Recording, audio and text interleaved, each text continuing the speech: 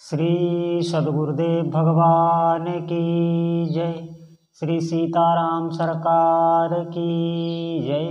श्री गौरी शंकर महादेव की जय। श्री राधा रमण लाल की जय। सभी दर्शकों और भक्तों को कोटि कोटि प्रणाम। सबको प्रेम भरा जय जय श्री राधे। आज का सत्संग बहुत ही महत्वपूर्ण, बहुत ही आवश्यक होने वाला है। सभी भक्तों से प्रार्थना है, बहुत ध्यान से सुने। आज साधना की आगे साधना में आपको क्या क्या अवस्थाएं प्राप्त हो सकती हैं, बिल्कुल आप विश्वास करें, समय को व्यर्थ ना करें। ऐसी आपको सिद्धि, ऐसी महारत प्राप्त होगी भगवान की कृपा से। आप निहाल हो जाएंगे, आपका जीवन धन्य हो जाएगा। ये व्यर्थ का समय जा रहा है, आप ऐसे ही समय नष्ट होता रहता है। जाने कितने आके इस धरती पर पैदा होते मरते हैं जीव। बहुत भगवान की कृपा होती है जो सुनते हैं सत्संग। मैं अभी आपको आगे बहुत ही सिद्धि की महत्वपूर्ण चर्चा बताऊंगा, आपको ज्ञान दूंगा ऐसा दिव्य, आप ध्यानपूर्वक सुने।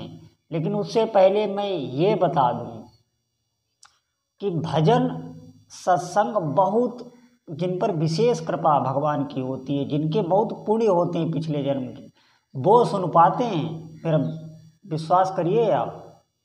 देखिए, आज विज्ञान की इतनी देन है। विज्ञान की क्या, ये भगवान की ही देन है, क्योंकि भगवान ही बुद्धि देते हैं, तब उसी बुद्धि से आविष्कार होता है। ये इतनी देन है कि आप सबके हाथ में मोबाइल है, इसका सदुपयोग करना सीखें। सत्संग से आप कहाँ पहुँच सकते हैं। भगवान की चर्चा सुन के धीरे धीरे आपके अंदर वो विश्वास प्रकट हो जाएगा, वो श्रद्धा प्रकट हो जाएगी। हमें श्रद्धा चाहिए।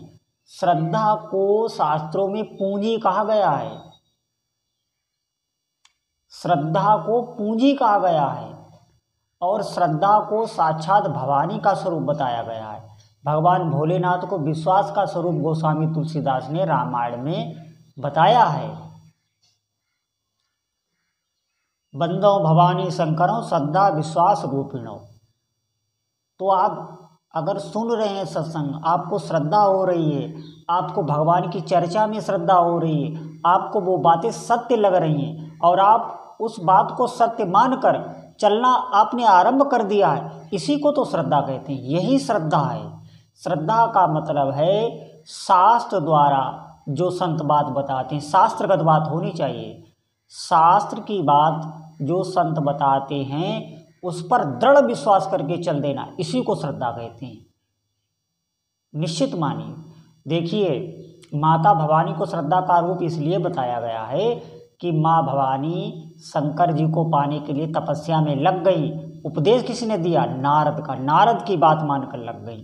तो आप बहुत भाग्यशाली हैं अगर आपके घर में सत्संग बजता है, भगवान की कथा बजती है, आप भजन में लगे। मन नहीं करता, निश्चित मानिए, लोग मरणासन्न अवस्था पर पहुंच जाते हैं, उनकी आयु बिल्कुल क्षणिक रह जाती है, लेकिन भगवान में बुद्धि नहीं लग पाती। संसार में ऐसी रगी पची रहती, फिर वही जन्म, फिर वही मरण, नाना प्रकार के दुख। मैं तो किसी को जो भजन से विमुख है, मैं अपने जीवन का अनुभव बता रहा हूँ, मैंने उसको सुख ही नहीं जीवन में देखा, हो ही नहीं सकता। निरे बहुत क्लेश हैं। भोगों में, धन में सुख नहीं है।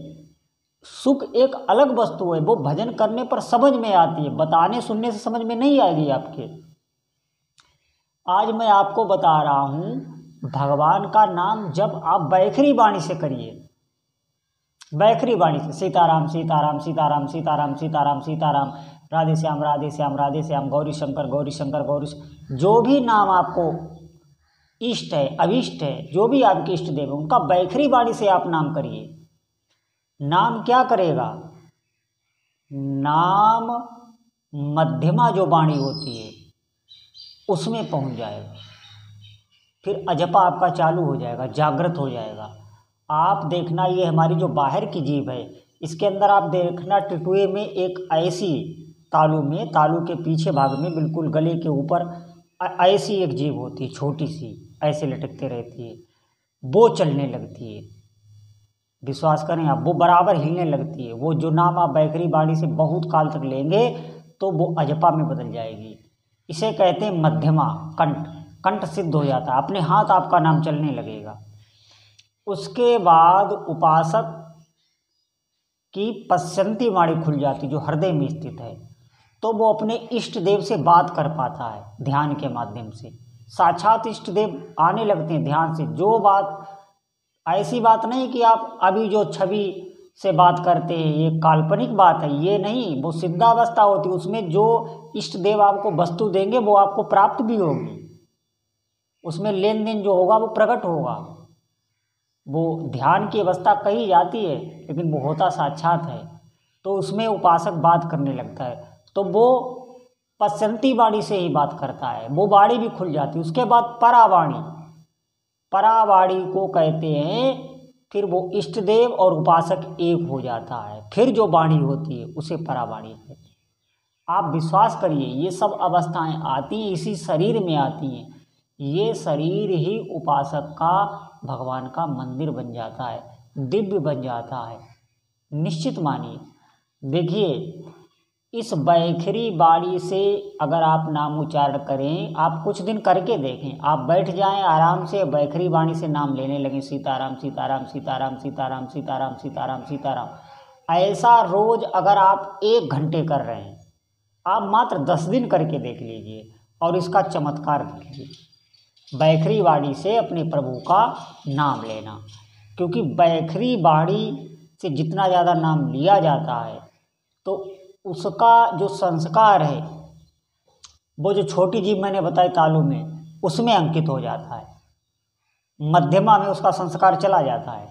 जब ये जीभ, इसकी कहे एक तरीका से कार्य प्रणाली, जितनी नाम जप की जो क्षमता है वो जब पूरी हो जाएगी तो अपने हाथ ये मध्यमा में चली जाएगी। मध्यमा अजपा जागृत हो जाएगा आपका।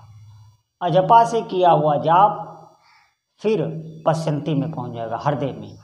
फिर मधुर मधुर नाम की स्मृति, बाहर परमाणु निकल रहे हैं नाम के, बिल्कुल अलौकिक स्थिति में साधक रहता है। अलौकिक स्थिति में अभी हम देह के भाव में रहते हैं, हमको भूख भी सताती है, हमको प्यास भी सताती है, हमको काम भी आता है, हमको क्रोध भी आता है। इन चीज़ों से आप ऊपर उठ जाएंगे। आप 2-2, 3-3 दिन बगैर कोई आहार लिए और ऐसी स्थिति में रह सकेंगे। बहुत सिद्धावस्था आ जाती है। मेरी बात मानिए, ये नाम नाम को और भगवान के रूप को एक में ही बांधा गया, शास्त्रों में बताया गया है। संसार में ही देख लीजिए आप, ये बात मैं आपको बाद में बताऊंगा। पहले आप संसार में देख लीजिए। अगर आपको नाम नहीं पता है तो वस्तु सामने है, आप जान नहीं सकते। आप बाजार में ही कोई, अरे बगैर नाम आपको धनिया नहीं मिल सकता। अगर धनिया का नाम आपको पता नहीं है तो बाजार में आप घूमते रहिए, आपको मिलेगी नहीं। सांसारिक वस्तु भी बगैर नाम के बोध के नहीं मिलती। आप विश्वास क्यों नहीं करते? नाम और रूप, ये दोनों, नाम से ही रूप प्रकट हो जाएगा। आप ऐसे ही देखिए, आप किसी का नाम स्मरण करिए तो उस वस्तु का रूप भी आ जाता है, अंदर आ जाता है हृदय में। तो ना, अगर आप वास्तव में आपको अपने इष्ट देव की सिद्धि चाहिए, उनके प्रति प्रेम चाहिए, तो और उपासनाएं तो आप करते हैं, साधनाएं करते हैं, सब कुछ करते हैं, लेकिन जीवन में नाम नहीं है, तो फिर कोई संत आपकी गारंटी नहीं ले सकता। मैं आपको बता रहा हूँ कि एक चतुर्बुद्धदास नाम के संत थे। उन्होंने, ये बात है तुम्हारे राजस्थान क्षेत्र की, उन चतुर्बुद्धदास संत ने राम नाम का ऐसे ही आश्रय ले लिया और वो लगातार नाम जप करने लगे।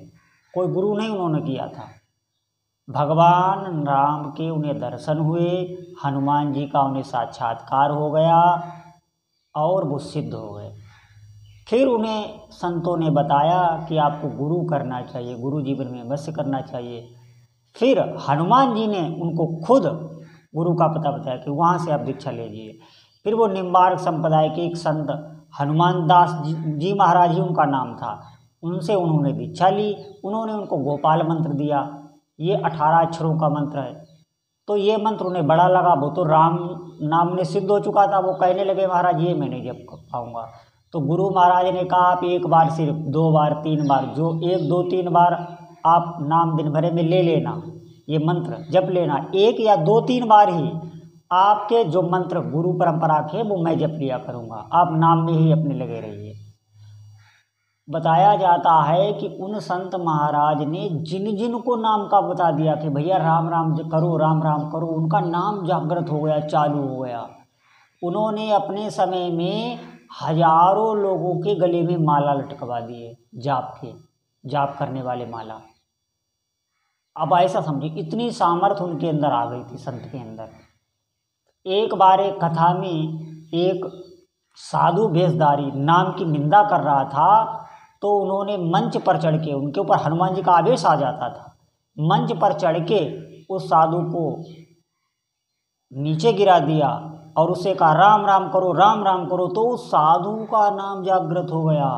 वो साधु कथा भागवत छोड़ के कहने लगा मैंने जीवन में जितना अध्ययन किया मेरा सब व्यर्थ रहा, आज इन संत भगवान की कृपा से मैं अब जीवन में नाम ही जपूंगा। वो साधु भी राम राम में लग गया। आप ऐसा समझो, वो 11 मार्ग का साधु था।